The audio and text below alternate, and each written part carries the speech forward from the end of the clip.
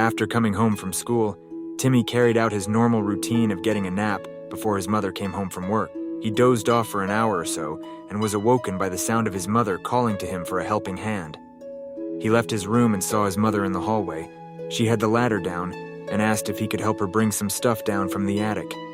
He headed up into the attic behind his mother and followed her into the corner to help her with some boxes. Just before he reached the corner of the attic, he was stopped by a sound coming from downstairs. It was his mother entering the house, just coming home from work. Before Timmy realized what happened, the monster grabbed hold of Timmy. His mother called to him, but there was no answer. Timmy was never seen again.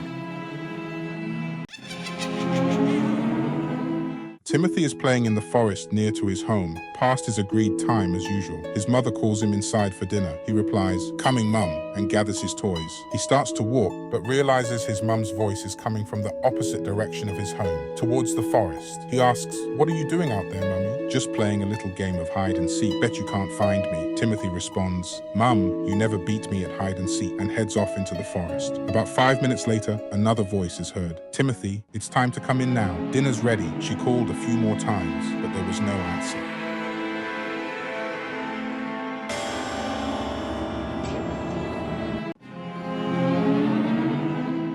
The day finally arrived, and it was time to move into our new home. We couldn't wait to unpack and get familiar with our new surroundings. We started to unpack, but just before, I told my parents, "Wait for me. I just need to go upstairs and use the toilet." I finished using the toilet, but on my way out, I noticed my reflection in the mirror. Something caught my eye. I started walking towards the mirror. Something didn't seem right.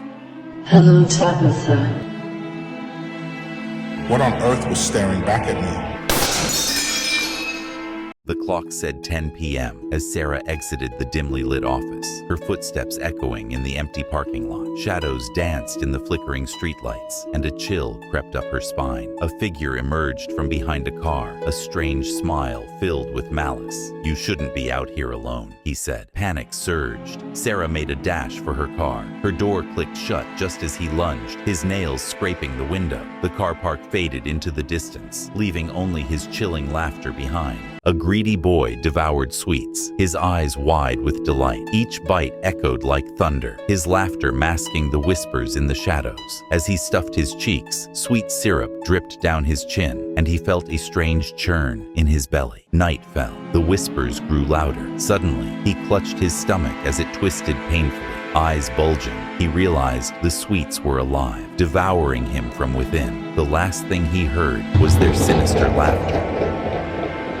Ethan slowly finished the last few mouthfuls of dinner. He knew it would be time for bed as soon as he was done. His father told him to hurry up and finish, as it had already gone past his bedtime. The father knew that Ethan had trouble sleeping, but this night, something seemed especially wrong. He gently tucked Ethan into bed and left the room. As soon as the bedroom door clicked, Ethan was alone, with only the dim glow of his bedside lamp to see. A few minutes went by in tense silence. Then, the sounds began, and he pulled the bed covers up in fear. He began to hear faint breathing. A twisted hand slowly wrapped its hand around the wardrobe door, and Ethan heard a faint, sick laugh coming from the wardrobe. "Whenever I finish work late, I'm forced to take the shortcut through the alley so I can catch the last train. This night, something seemed off. I began to pick up the pace. Just before I reached the end of the alley, that's when I saw him. A hooded figure stepped out from behind the trash. He blocked my path and just stared at me. I asked him what he wanted, but he just stood there and looked at me in silence. I said, 'I don't have any money.' He replied, 'Money? I don't want your money. I want your shirt buttons.' I work security for an office building. Every night at 2 a.m., I have to patrol the car park. Something about this car park gives me the creeps. The lights cast long shadows that are always flickering. I keep hearing rustling noises from between the cars. But when I look, there's no one there. One day while patrolling, a strange hooded figure stood up from between the cars. I asked him what the hell he was doing there, but he didn't respond. As I started to approach him, I had this weird feeling. This guy had his back turned to me, which was creeping me out. I said, 'Show yourself,' but he just started chuckling. He said, 'It's funny you should say that,' and then took off his hood.